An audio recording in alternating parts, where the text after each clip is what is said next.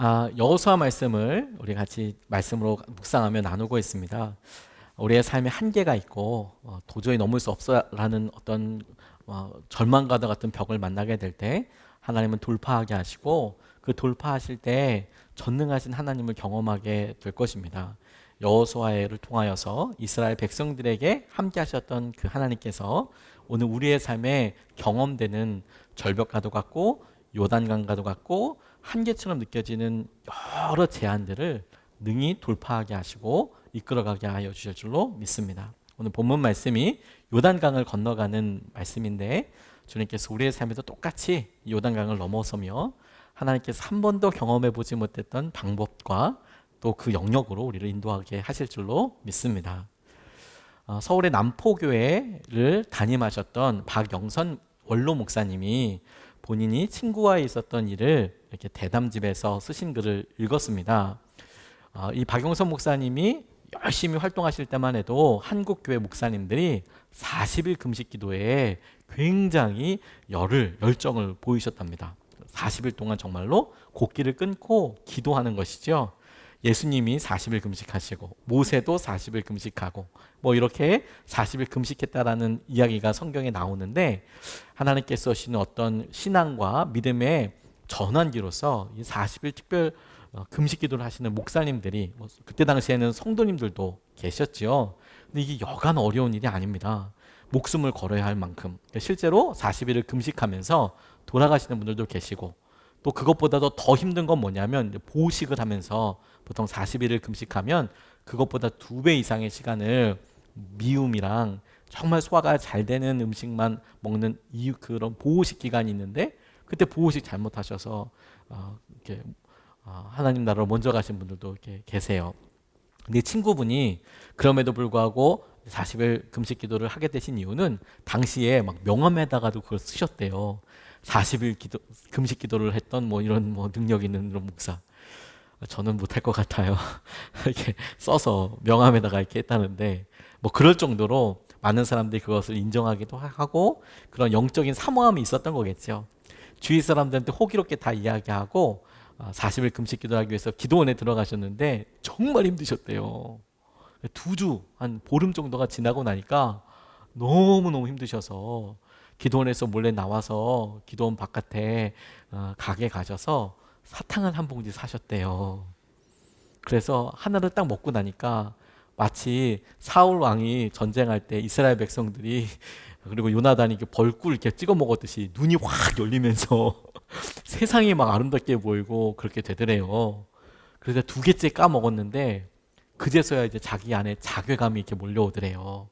하나는 좀 그렇다고 하지만 2개 먹은 것부터는 이건 음식으로 쳐야 되냐 말아야 되냐, 금식을 해야 되냐, 금식이라고 봐야 되냐 안 되느냐, 이런 이제 갈등이 있었겠죠. 하나는 응급용으로 먹었다 하지만 2개까지 먹을 때 너무 행복한 자기의 모습을 보면서 자괴감이 들어서 사탕 한 봉지를 그냥 숲속에다가 확 버리고 다시 기도원에 올라가셨대요.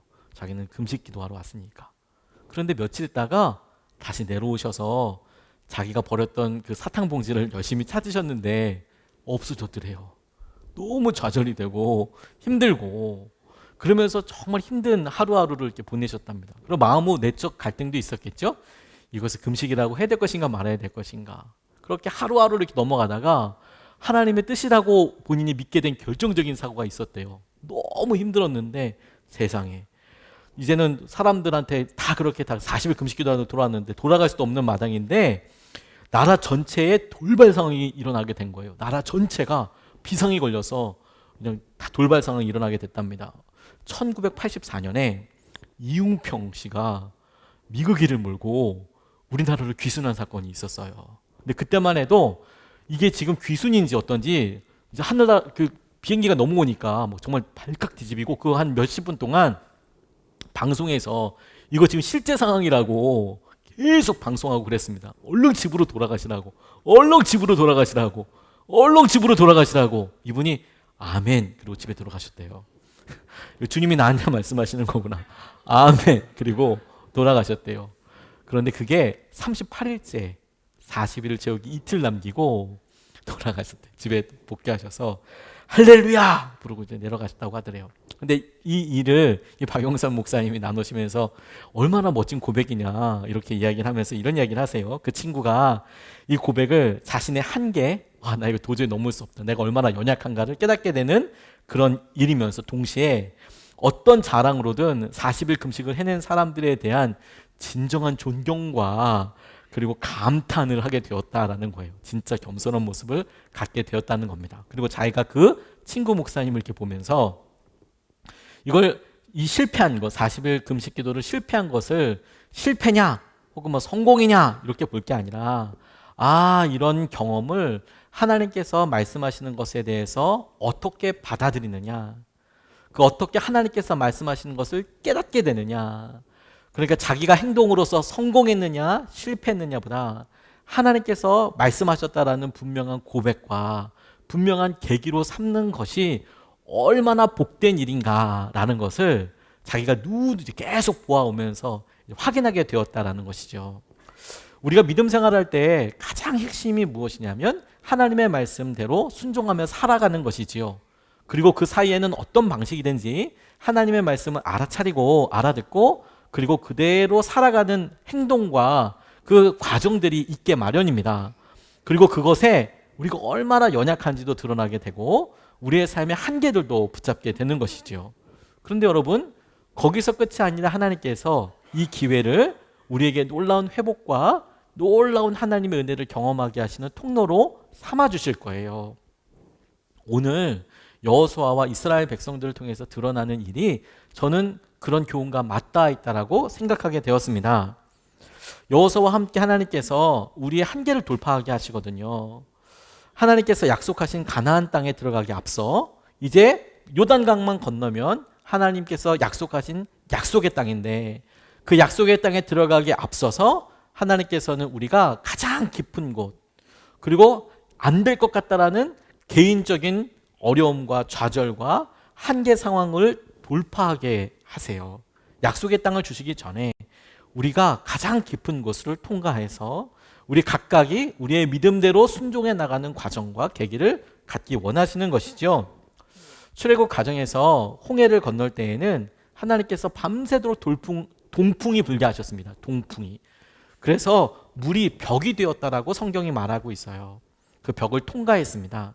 반면에 요단강은 이스라엘 백성들이 제사장을 앞세워서 그 제사장들이 언약궤를 메고 요단강에 한 발 한 발 걷게 되는 것을 통해서 요단강 물이 멈추게 되었다라고 이야기하고 있어요. 이게 엄청난 차이를 우리에게 보여준다고 싶습니다. 그리고 이 일이 새롭게 길을 인도하게 된 여호수아의 리더십과도 관련되어 있었어요. 여호수아 2장에 보면 이스라엘 백성들이 그들의 지도자들, 각 지파의 지도자들이 모여서 앞으로 하게 될 일과 여러 일들을 이야기할 때 여호수아에게 부탁하는 말이 있어요. 하나님께서 모세와 함께 하셨던 것처럼 당신에게도 함께 하기를 원합니다. 요단강을 중심으로 해서 동편에 지파들이 몇 지파가 살고 이제 서편으로 점령을 하러 떠나가야 되는데 요단 동편의 땅을 받은 지파들도 함께 가게 됩니다. 그 이야기를 하면서 이 지파의 리더들이, 지파의 장들이 여호수아에게 하나님께서 모세와 함께 하셨던 것처럼 당신에게도 함께 하기를 원합니다. 그게 사람들이 여호수아에게 원하는 리더십이었어요.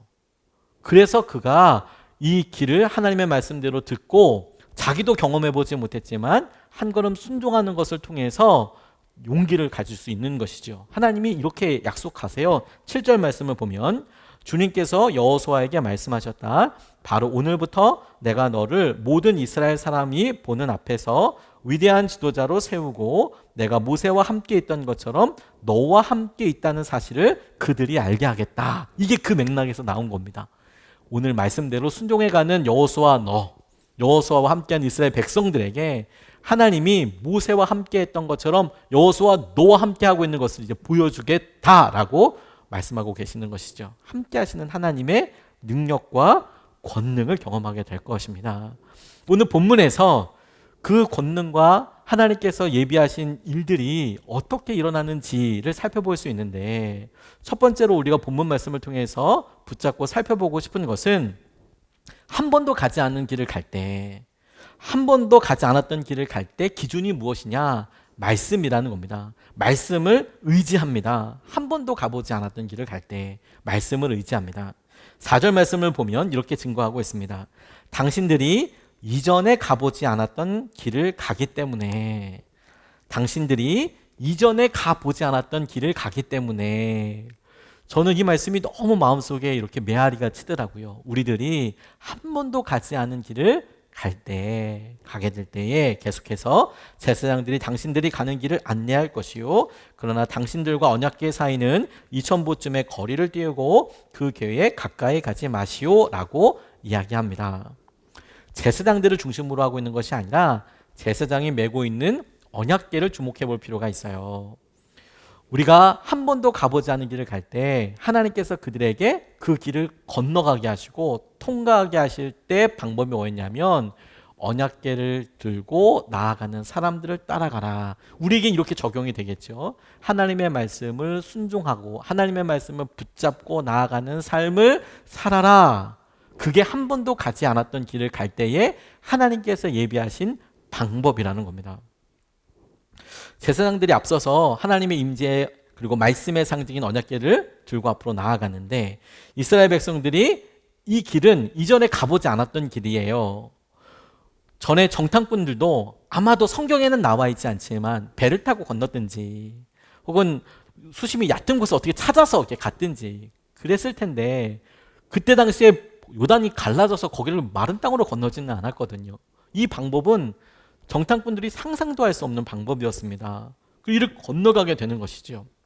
근데 하나님께서 예비하신, 하나님께서 계획하시기에는 가장 완전한 방법이기도 했습니다. 배를 건넜다고 생각해 보세요.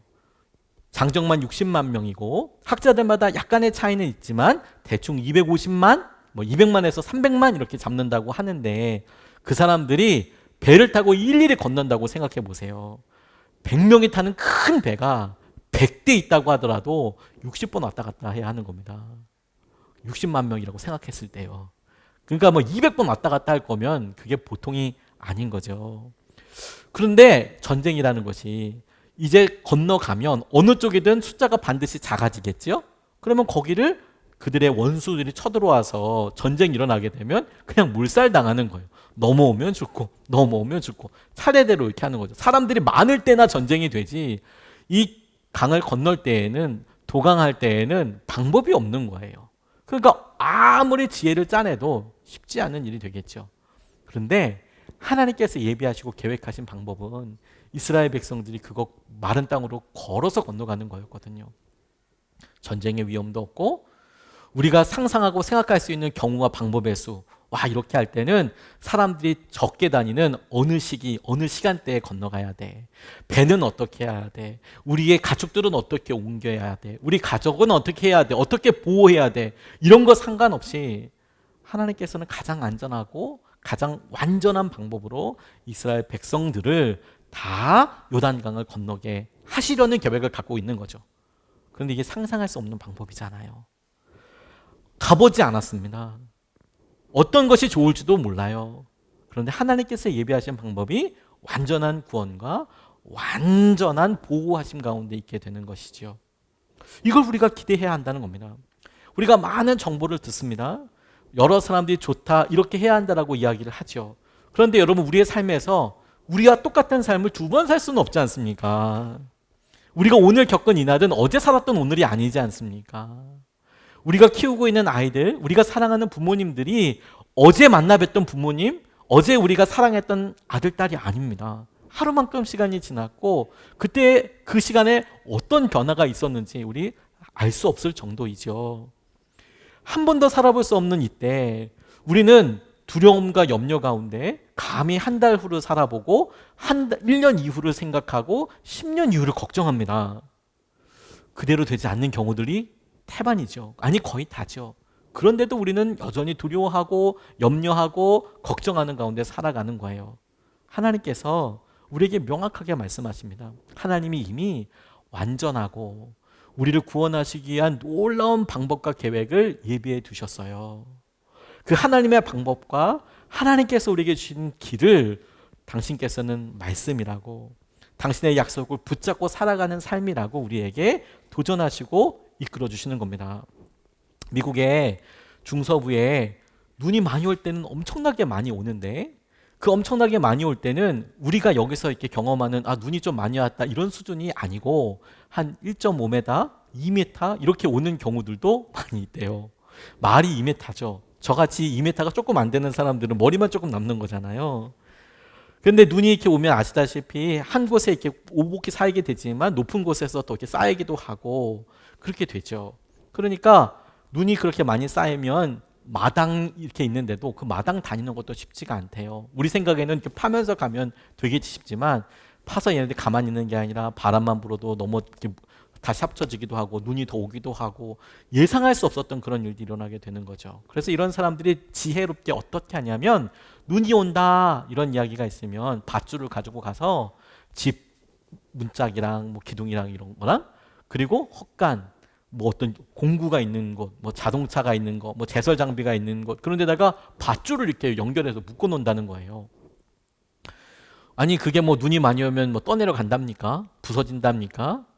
그런 의미로 묶어두는 것이 아니고요. 실제로 나와서 살면 나와서 이제 활동을 하려면 제설 장비가 오고 시에서 나라에서 어떤 제설 과정을 겪어도 당장 자기는 그 길까지는 나가야 되잖아요. 그런 거 누가 합니까? 자기가 해야죠. 근데 여러분 의외로 그걸 자기 개인적으로 파고 그렇게 가다가 그 자기 마당에서 얼어 죽는 사람이 그렇게 많다는 거예요. 너무 말도 안 되죠. 그게 뭐 몇백 미터도 아니고 그냥 자기 마당인데도 그렇게 이렇게 가다가 눈이 이렇게 폭 쓰러진다든지 지붕에 있던 눈이 춘공으로 쑥 다 쌓이든지 그러면 하는 순간에 눈에 매몰되는 일들도 많고 그렇게 한번 매몰되거나 갇혀버리면 다 똑같잖아요. 그러니까 공포와 두려움 가운데 그냥 거기서 죽는 사람들이 의외로 많다는 거예요. 그래서 밧줄을 왜 묶어뒀냐면 어떻게든지 허부적거리면서 가다 보면 밧줄 있잖아요.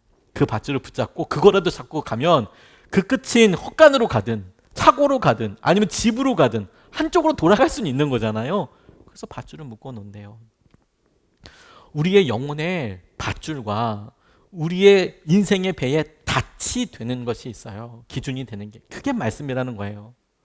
우리의 삶에 예측하지 못하고 예상하지 못했던 눈보라를 만날 수도 있고 우리가 경험해보지 않았기 때문에 어디로 가야 살지 어느 것이 생문, 살 수 있는 문이고 어느 것이 사문, 죽을 수 있는 문인, 죽을 가능성이 있는 문인지 우리가 몰라요. 우리가 선택하게 될 그 자리에서는 모르죠.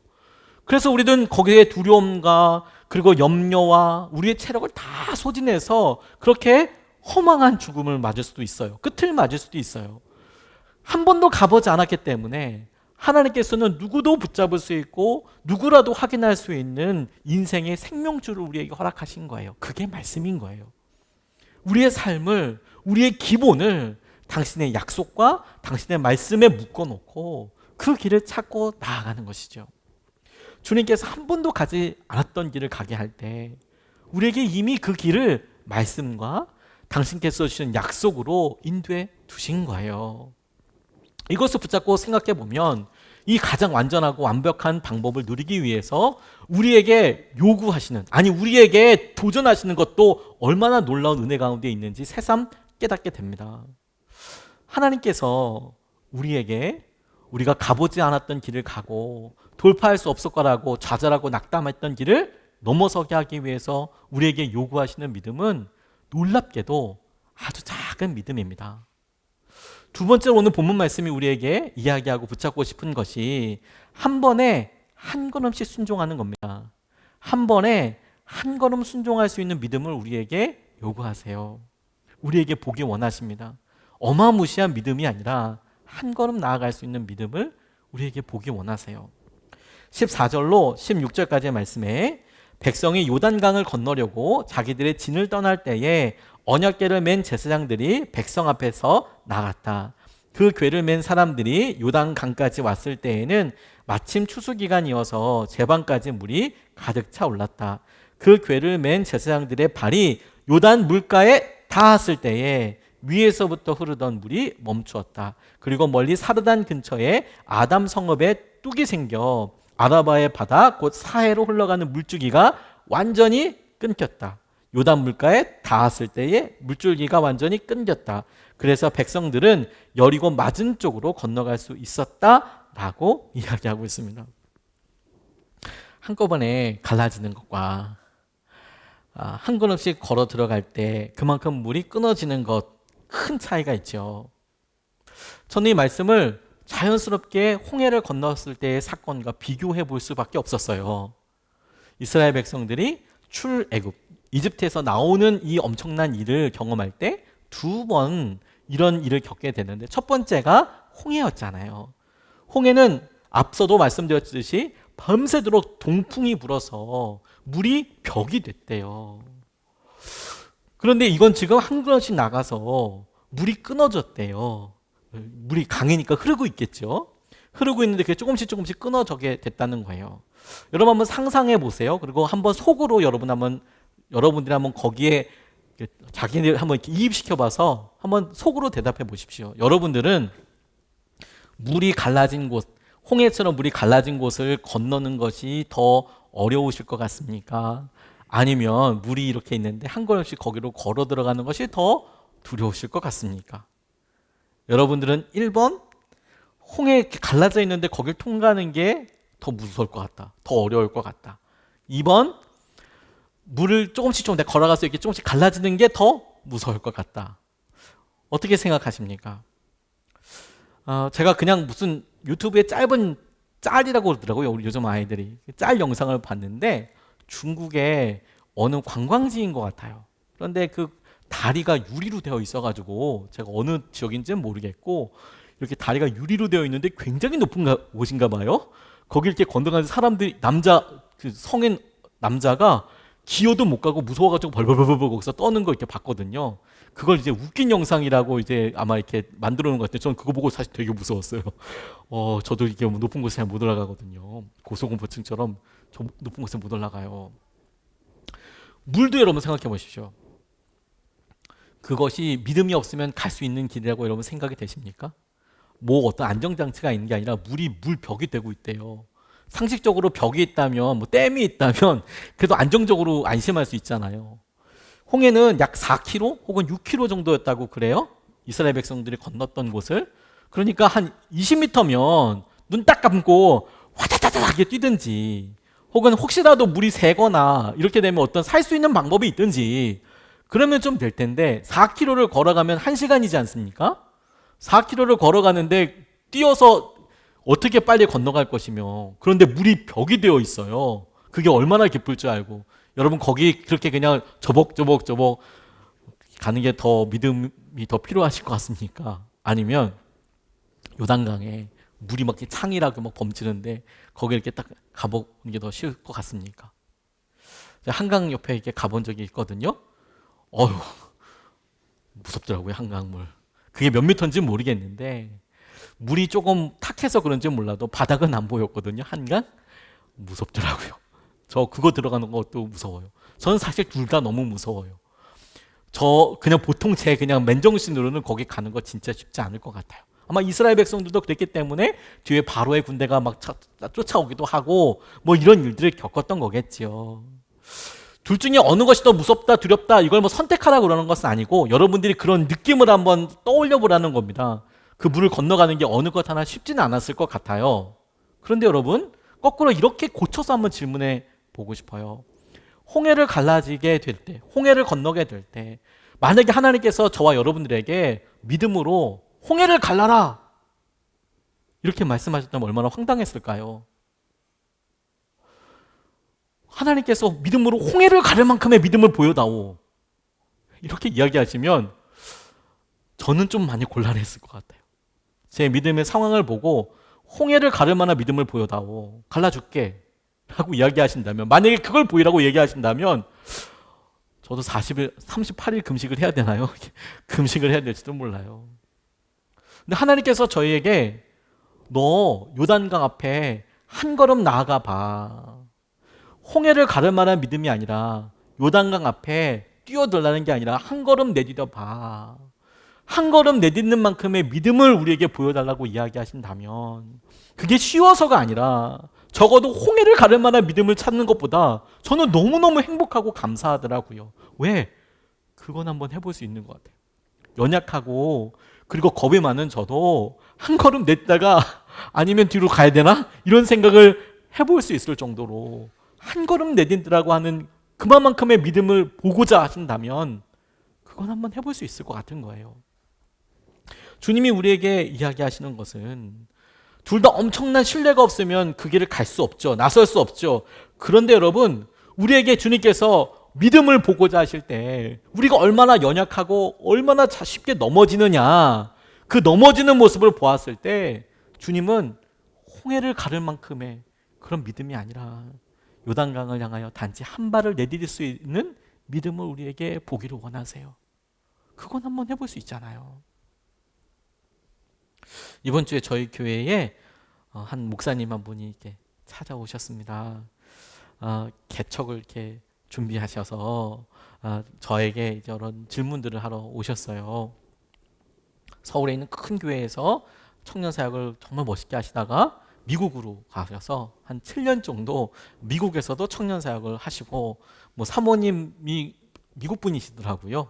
영주권자, 영어도 뭐 그렇게 하고. 근데 본인이 거기 갈 때, 미국으로 갈 때에도 하나님께서 주신 귀한 은혜 가운데 인도하심을 받고 갔는데 미국에서 7년 사역하면서 거기서 한인교회들, 거기에 이제 영어로 하는 이민 청년들 사역하고 나름 되게 좋으셨대요.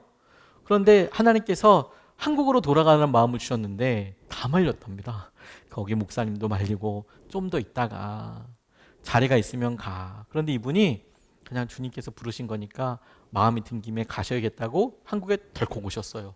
그랬더니 이제 임지도 없고 상황이 정말 어려운 거죠. 경제적으로도 너무 힘들어지고 다 기도해야 되는 상황이 됐는데 기도하다가 하나님께서 개척에 대한 마음을 주셨대요. 개척을 하려고 보니까 이게 성도님들이 아무도 없는 거예요. 자기 가족만 있는 거죠. 자녀가 4명이었어요. 4명. 그러니까 일단 6명은 되겠네요. 그렇죠? 근데 왜 뭐 이렇게 개척 멤버가 없고 어디 거주지도 어떤 분이 어떤 성도님이 자기 집인데 자기가 사무실에 나와서 살기 때문에 그냥 거기를 이렇게 배려해 주셔서 그냥 사는 거지 어떤 뭐 월세나 전세 형태로 있는 것도 아니에요. 재정이 넉넉한 것도 거의 없고. 근데 오셔서 여러 이야기를 나누다가 저한테 이런 이야기를 물어보시더라고요. 제일 궁금한 게 있다고. 자기가 개척을 하면서 어떤 선배 목사님들 찾아뵙고 다른 뭐 교회 목사님도 몇 분 찾아뵙고 저한테도 이제 연락을 해주셔서 이야기를 나누고 싶다고 해서 오라고 궁금한 게 있다고 뭐냐고. 근데 저한테 그런 이야기를 물어보셨어요. 어떻게 하면 개척 멤버가 이렇게 형성이 되고 어떻게 하면 그 성도님들과 함께 친밀하게 목회할 수 있어요. 어떻게 하면 그분들과 함께 목회할 수 있어요. 그러니까 여러 다른 목사님들이 그런 이야기 하시나 보죠. 개척 멤버들이 이렇게 있어도 그분들이 교회를 다시 나가실 수도 있고 다 있으신 분들도 있지만 그걸 예측하기가 정말 힘들더라. 어떤 분이 개척 멤버로서 끝까지 갈지 아니면 여러 사정이 있어서 정말 신실하고 마음이 있으신 분이어도 피치 못하게 이렇게 이사를 하는 경우도 있고 그래서 이걸 예측할 수가 없다. 이분이 그게 되게 궁금하셨던 거예요. 어떻게 하면 그게 되냐. 근데 제가 저의 경험 때문에 저는 저의 경험으로만 얘기할 수밖에 없지 않습니까? 제가 그분한테 솔직하게 말씀드렸어요. 잘 모르겠더라. 나는 잘 모르겠더라. 그 목사님, 다른 목사님들은 어떤 의도로 이야기하셨는지는 알겠지만 적어도 저는 잘 모르겠더라. 저는 목회를 하다 보니까 그주 그날 만나는 분들이 너무 소중하더라. 그래서 이분이 떠난다 만다 이렇게 생각할 수 있는 여력은 전혀 없었고 그냥 다 영원히 함께 간다. 그냥 죽을 때까지 함께 가는 거지 뭐. 그리고 그렇게 계속 사랑하고 섬기고 똑같이 하다 보니 그러다 보니 하나님께서 정말 같은 마음을 붙잡게 하시고 이끌어 가시는 분들이 있더라. 그러니까 적어도 제 입장에서 목회를 하는 사람 입장에서 이분은 금방 떠날 거야. 이분은 남아있을 거야. 이거 모르겠더라. 저는 판단이 안 되더라. 할 수 있는 방법은 그냥 무조건 똑같이 사랑하고 똑같이 하다 보면 하나님께서 하시는 것들이 이렇게 드러나게 되더라. 그러면서 말씀드렸어요. 저희 예수님의 사람들 교회 개척하면서 뭘 제대로 계획해보고 이런 게 별로 없었다. 보이는 일이라고 하면 뭐 한 달? 우리는 보통 40일 특세 기준으로 가니까 40일 특세의 중심 기도가 되는 한 뭐 40일 정도나 앞에 걸 기도할까요? 그래서 그냥 열심히 기도했더니 하나님께서 예비하신 거의 대부분의 것들은 홍해가 쩍 갈라져서 바닥이 싹 보이고 우리가 막 청사진 앞으로 1년 후에는 어떤 일이 있고 뭐 금리가 어떻게 올라가고 내려가고 뭐 아파트 정책이 어떻게 되고 빌라가 어떻게 되고 대출 이런 거 한 달 후, 1년 후, 5년 후 이런 게 막 보인 다음에 한 발 한 발 나가길 원하잖아요. 그런데 하나님이 인도하시는 걸 보니까 그렇게 쫙 갈라져서 이렇게 이야기하는 경우보다 거기 끝에 가봐야 그 다음에 갈라지는 경우들이 대부분이더라. 근데 그 끝까지 가보기 전까지는 모르더라. 그냥 여기서 저게 되겠나? 안 되겠나? 이렇게 생각하는 사람들은 거의 하나님의 은혜를 못 누리더라. 오히려 할 수 있는 데까지 순종해서 가보고 할 수 있는 데까지 주님께서 원하시는 곳에 가 서 있어 보니 그 다음에 하나님께서 하시는 일이 보이고 갈라지고 만나게 하고 인도함 받는 게 거의 대부분이더라. 미리 판단하지 않고 하나님께서 은혜대로 최대한 쏟아붓듯이 순종하고 그렇게 나아가면 되는 것 같다. 그런 이야기를 마음속 제가 정말 그렇게 생각하고 있거든요. 제 친구들 이렇게 보니까 이제는 제 나이 또래에는 이미 이제 유학 갔다 온 친구들이 이제 선생님이 되어 있는 경우들이 있어요. 이제 교수님이 되어 있는 분들이 있죠. 아니면 여전히 강사로 있는 분들도 계세요. 가만히 지나고 이렇게 봤습니다. 근데 신기한 사실은 뭐냐면 공부를 잘한 사람들이 다 교수님이 되어 있는 게 아니더라고요. 누가 교수가 되어 있냐면 끝까지 공부한 애들이 되어 있어요. 애라고 부를 수는 없겠네요. 지금 이제 나이들이 있을 테니까 교수님들이니까 끝까지 자기가 그거 한 사람이 거기에 남아 있더라고요. 공부를 잘한 사람도 있지만 그렇죠, 전혀 예상하지 못했던 그런 사람들도 있더라고요. 제가 근래 친구 후배 얘기 듣다가 신학과 나와서 무슨 스포츠 레저 무슨 뭐 이런 쪽으로 해서 교수님이 되어 있는 그런 소식을 들었어요. 그래서 이거 어떻게 연결이 된 거지? 뭐 중간에 뭐 전공을 바꾸고 몇 번 바꿨나 봐요. 뭐 스포츠 레저 무슨 뭐 아무튼 뭐 희한한 걸 이렇게 해서 가르치고 있더라고요. 끝까지 가보니까 그 다음에 열려요. 우리가 믿음으로 하나님께서 하신 은혜를 보고 싶습니다 라고 이야기할 때 우리는 항상 깔끔하게 갈라진 것을 원하고 그게 응답이라고 생각을 합니다. 근데 여러분, 우리가 구원받을 때 하나님께서 우리에게 강권적으로 일하시고 붙잡아 주셨을 땐 정말 그렇게 일어나는 듯 싶어요.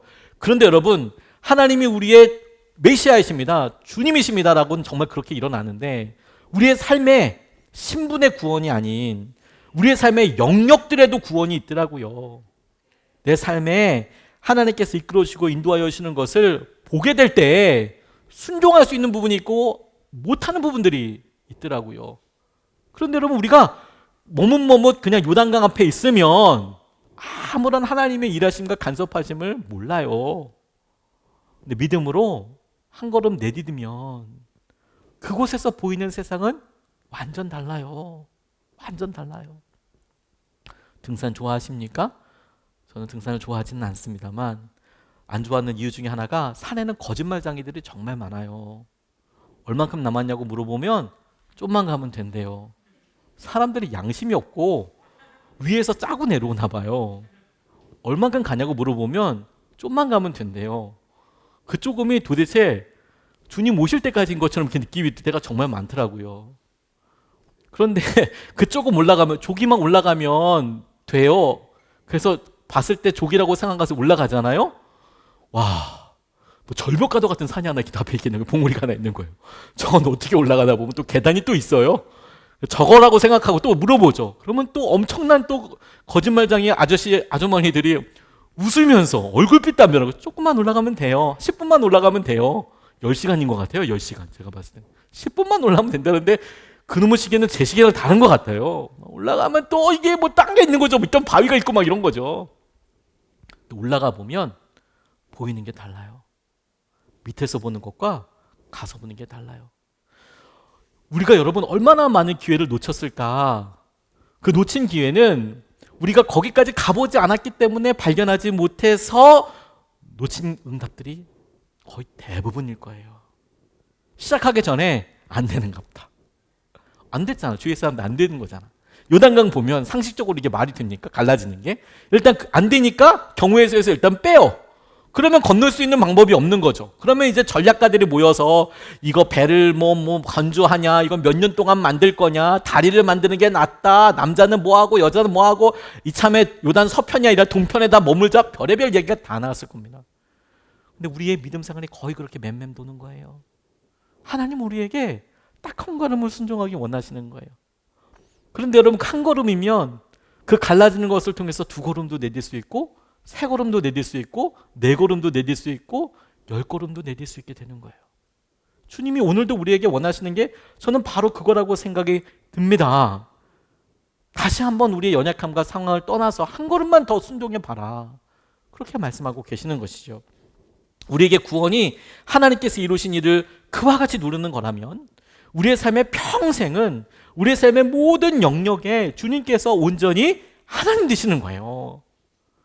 우리가 주님이라고 고백했다는 것은 그 주님이 말씀하신 말씀대로 살겠다는 것인데 우리의 삶에 거침이 없이 숨기는 것 없이 모든 것이 주님의 다스림 가운데 주님이 말씀하시면 다 순종하기로 살게 결단한 그런 상태가 되기를 원하신다는 거예요. 그런 의미에서 오늘 본문 말씀이 우리가 한 걸음씩 나아가게 될 때 어디까지 나아가게 되기를 원하시는가, 그 수준을 우리에게 도전하고 있다고 싶어요. 그게 세 번째 우리가 같이 붙잡고 싶은 말씀입니다. 하나님께서 우리에게 한 걸음씩 순종하게 하시는데 어디까지냐? 가장 깊은 곳에 서게 될 때까지 말씀을 의지해야 한다는 거예요. 가장 깊은 곳에 서게 될 때까지. 17절 말씀을 보면 온 이스라엘 백성이 마른 땅을 밟고 건너서 온 백성이 모두 요단강을 건널 때까지 주님의 언약궤를 맨 제사장들은 요단강 가운데에 마른 땅 위에 튼튼하게 서 있었다라고 이야기하고 있습니다. 마른 땅을 밟고 건너서 주님의 언약궤를 맨 제사장들은 요단강 가운데에 마른 땅 위에 튼튼하게 서 있었다라고 하는 겁니다. 주님의 계획은 요단강을 건너서, 다만 요단강을 건너는 게 끝이 아니고 요단강 건너편에 있는 가나안 땅, 약속의 땅, 하나님께서 우리에게 약속하신 축복의 땅에 우리가 들어가서 그 땅을 다스리며 그 땅에서 사는 것이 우리에게 약속하신 축복의 최종이죠. 요단강은 그 땅을 건너가기 위한 통로입니다. 그런데 여러분, 이 요단강은 마른 땅으로 건너기 위해서 반드시 전제 한 가지가 있어요. 언약궤가 들어갔는데 여러분, 언약궤 앞에 여전히 물이 있다면 그건 한 걸음 더 나아가야 되는 거예요. 모든 이스라엘 백성들이 마른 땅으로 건너기 위해서 꼭 필요한 전제는 뭐냐면 하나님의 언약궤, 당신의 말씀을 든 순종하는 사람들이 서 있는 곳은 그 마음의 가장 깊은 곳, 요단강의 가장 깊은 곳, 그곳에 말씀이 서야 비로소 요단강이 뚝 갈라지게 된다는 겁니다. 가다가 마는 게 아니라 그 한가운데 들어가야 한다는 거예요. 우리의 삶에 우리의 마음을 요단강으로 비유해서 적용해 보고 싶습니다. 우리의 마음속, 우리 마음의 요단강에는 어떤 것들이 살고 있을까요? 한 걸음 한 걸음 갈라진다고 이야기할 때 우리는 우리 마음속에 있는 우리의 진짜 모습을 발견하게 됩니다. 기암, 괴석 같은 돌도 있겠고, 근데 여러분 거기에 네스호의 괴수 같은 건 없나요? 괴물 같은 건 혹시 없나요? 우리 마음의 심연에는 분노로 찌들어 있고 절망감과 복수, 낮은 자존감으로 막 드러내면 마치 오페라의 유령처럼 드러나면 깜짝 놀라고 배우자마저도 기함을 하고 놀랄 만한 엄청난 애들이 혹시 우리 마음속에 숨어 있지는 않습니까? 이것이 다 드러나게 된다면, 요단강이 만약에 사람이라고 의인화해서 생각해 본다면 요단강이 꿈에라도 생각했겠습니까? 자기의 배가 싹 다 갈라져서 보여질 날이 있을 거라는 걸? 요단강을 사람이라고 생각해 본다면 배 안이 싹 갈려서 다 보이는 거잖아요. 자기 속이 다 보이는 거잖아요. 그런 일이 요단강은 있을 거라고 생각을 했겠습니까? 없을 거예요, 그런 일은. 그런데 그 한가운데에 말씀이 다스림 받게 되는 상태가 되어야 요단강을 건너간다는 거예요. 우리가 부부 사이에도 이야기하지 못했던, 다른 사람들은 쉽게 이야기하지만 내게는 과거 부모님으로부터 받은 상처와 아픔 때문에, 혹은 우리 부부 사이에 이야기되고 진행됐던 커다란 여러 과거 상황들 때문에, 혹은 우리가 그동안에 겪으면서 두려움이 되고 때로는 염려가 되고 걱정이 되어서 그냥 물에 갇혀져서 보이지 않게 그냥 보이지 않게 대충 이렇게 흩어져만 있는 이렇게 이 상태가 되면 좋겠다라고 숨겨둔 영역들이 의외로 많이 있어요. 근데 여러분 그게 있는 한 우리는 마른 땅으로 요단강을 건널 수는 없습니다. 우리 삶에 주님께서 도전하시고 믿음으로 계속 말씀하시는 이유가 저는 거기에 있다고 싶어요. 주님의 계획은 마른 땅으로 우리의 모든 자녀들, 가족들, 백성들이 건너가는 거잖아요. 우리의 삶에 주님께서 약속하신 약속의 땅에 적과 꿀이 흐르는 축복의 땅에 가는 거잖아요. 그 일을 위해서 주님께서는 우리에게 마른 땅에 드러나도록 그곳에 하나님의 말씀과 하나님의 이끄심이 있도록 도전하고 계시는 거예요. 다니엘의 세 친구들에게 있어서는 그 마른 땅 가장 깊은 곳이 풀무불 가운데 있었습니다. 느부갓네살 왕이 뜬금없이 금신상 하나 만들어 놓고 다 절하라고 이야기했어요. 생황과 악기들이 이렇게 꽝 치면 어떤 음악을 연주했는지는 모르겠지만 그걸 꽝 하고 막 하면 거기에 맞춰서 전부 다 쫙 절하는 그렇게 하도록 명령했습니다.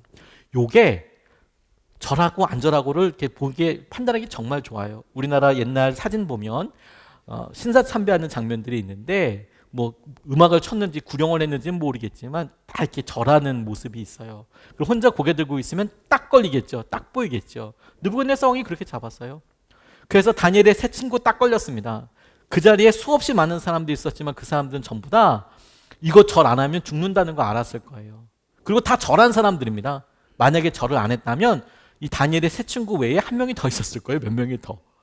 근데 잡혀온 게 3명밖에 없는 걸 봐서 그 자리에서 고개 안 숙인 사람은 이 3명밖에 없었나 봐요. 게다가 풀무불 피워놨습니다. 불 피워놨어요. 다 집어넣는데요.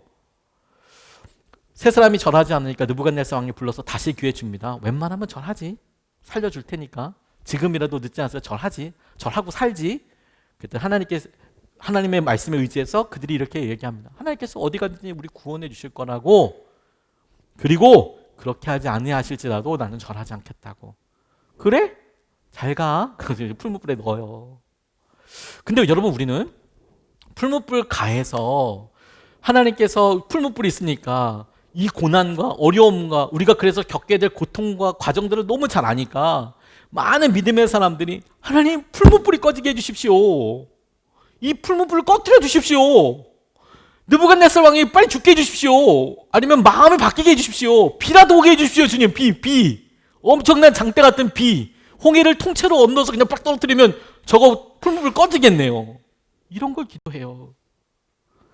근데 하나님께서 이 세 친구들에게 원하셨던 것은 풀무불 안에 들어가는 거였어요. 들어갔더니 놀라운 게 있어요. 3명 보냈는데 이게 3+1, 2+1도 아니고 3+1이었어요. 거기에 신의 아들과도 같은 또 다른 이상한 사람이 보이는 거예요. 어른. 그걸 느부갓네살만 본 게 아니라 신하들도 다 봤어요. 뭔가 한 번이 더 있는 걸. 저게 뭐야? 깜짝 놀랐죠.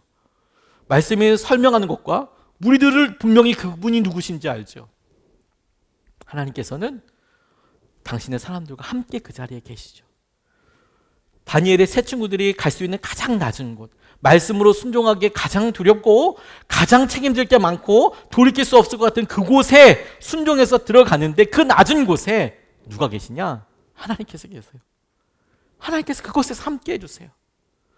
우리에게 그걸 경험하게 해주시는 것이죠. 요단강 가장 깊은 곳에 들어갔더니 그곳에 하나님이 계세요. 하나님의 다스림이 있어요. 그걸 주님께서 우리에게 보여주시고 이끌어 주시는 거라고 믿어요. 제가 참 좋아하는 목사님 중에서 박태윤 목사님이라는 분이 계신데 너무 솔직하게 자기를 투명하게 오픈하셔서 되게 많이 도전받은 그런 목사님 한 분 계십니다. 처음 만났을 때는 제가 전도사 때 만나 뵀는데 이분이 여러 설명을 하면서 성도님들과 있었던 일을 설명하면서 사랑하는 거지 그러면서 막 우셨어요. 제 그 모습이 너무 인상 깊어서 그 다음 집회 갔을 때 이 박태현 목사님이 하시는 이야기를 정말 재밌게 보기도 했었어요. 근데 이분이 이런 이야기를 하시더라고요. 형님들도 다 신학교 교수님이고 아마 부모님들도 믿는 목사님이었던 것 같아요. 제 기억으로는. 그러니까 자기는 천생 목사가 될 팔자고 형들이 공부도 잘했으니까 그냥 자기는 공부보다는 그냥 목사가 하는 게 낫겠다고 생각을 했나 봐요. 그런데 한 가지 걸림이 있었습니다. 뭐냐면 새벽 기도를 너무 하기 싫은 거예요. 자기는 체력도 안 되고 몸도 삐쩍 말랐거든요. 새벽 기도를 안 하고 목회를 할 수는 없을까? 그래서 고민한 게 뭐냐면 외국에 나가야겠다 이런 생각을 하셨어요. 그래서 싱가포르 한인교회에 이분이 이제 전도사 강도 이제 장로계층 목사님인데 전도사 강도사 생활하기 위해서 부교육자 생활하기 위해서 싱가포르로 출국을 하셨습니다. 새벽 예배 없으리. 근데 이분이 잘 모르기 때문에 큰 착각을 하신 게 뭐냐면 새벽 기도를 안 하려면 외국에 있는 교회를 갈 게 아니라 외국인들이 다니는 교회를 가야 해요. 싱가포르의 한인교회를 갔더니 새벽 예배 다 있는 거예요. 자기 기대와 바람과는 정말 상관없이 새벽 기도가 다 있는 거예요. 한국 사람 있는 데는 다 있어요. 그래서 거기서 비참한 이제 목회 생활을 했나 보죠. 막 힘들게 막 이렇게 있는데 세상에 이 싱가포르 한인교회에서 열심히 사역하고 있는데 북경에서 청빙이 온 거예요. 근데 이분이 그 여러 이야기를 듣다가 두말 없이 그냥 가겠다고 결정했대요. 이유가 뭐냐면 그 북경에 있는 당시에는 21세기 교회이고 북경 한인교회 지금은 그런데 교회 건물이 없는 거예요. 당시에 호텔을 빌려서 예배를 드린대요. 주일만 호텔을 빌려서 예배를 드리니까 새벽 기도가 없잖아요. 그래서 기쁨으로 순종했대요. 이분이 새벽 기도 없는 북경에 가서 내가 사역을 하면 되겠다. 진짜 갔더니 새벽 기도가 없더래요. 장소가 없으니까. 그 중국이 전도를 하는 것은 불법이거든요. 그런데 그 외국 사람들끼리 모여서 예배드리는 것은 불법이 아니에요. 그건 합법적인 겁니다. 대신 그런 장소를 빌리기가 좀 어렵죠. 또 공안들이 그 사람들이 전도하고 이런 것들 왜 모르겠어요. 거기 있는 사람들 중국 사람 전도 안 할 리가 없잖아요. 그러니까 예의주시하고 있다가 어떤 건술 잡으면 탁 걸어가지고 뭐 그렇게 하는 일들이 많이 있습니다. 근데 마침 그분이 이렇게 가서 행복하게 목회를 시작할 즈음에 공안들이 들이닥쳐서 이 호텔을 어느 기간까지 비워라 이렇게 이야기를 했대요. 뜬금없이. 자기들은 어디 옮길 데도 있는 것도 아니고 호텔을 비우라 그러면 예배를 못 드리는 거잖아요. 아니 우리 한국 사람들끼리 예배 드리는데 이게 무슨 불법도 아니고 이게 뭐냐? 라고 이야기하지만 그냥 뭐 공안은 하지 말라면 많은 거지 뭐 그렇게 얘기하고 그냥 폐쇄하듯이 호텔 안 돼! 이러고 그냥 간 거예요. 너무 황당하죠. 근데 세상에 성도님들이 이렇게 오시더래요. 그리고 목사님께 간곡히 말씀하시더래요. 목사님 새벽 기도라도 좀 해보죠.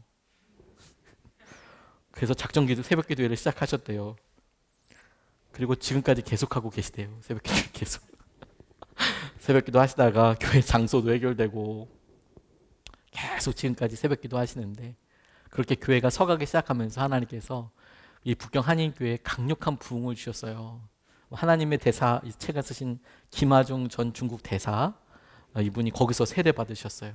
거기서 성령의 임재를 경험하고 중국을 사역하는 데서 참 중요한 역할을 감당했고 코로나 시기를 통과하고 있긴 하지만 하나님께서 주신 놀라운 은혜를 경험하면서 그렇게 목회를 하시는 거죠. 다른 사람들이 보기에 내가 순종하지 못하고 내가 여전히 물로 이렇게 적당히 덮여 있기를 바라는 곳을 다른 사람들 보기에는 별게 아니라고 생각할 수 있지만 우리는 왜 그렇게 그게 무서울까요? 다른 사람들은 편하게 얘기하지만 왜 우리는 거기에 쭈뼛쭈뼛 될까요? 그런데 여러분 주님은 우리 당장 거기 확 뛰어들라고 얘기하시는 것이 아니라 한 걸음만 내디디라는 거예요. 한 걸음만.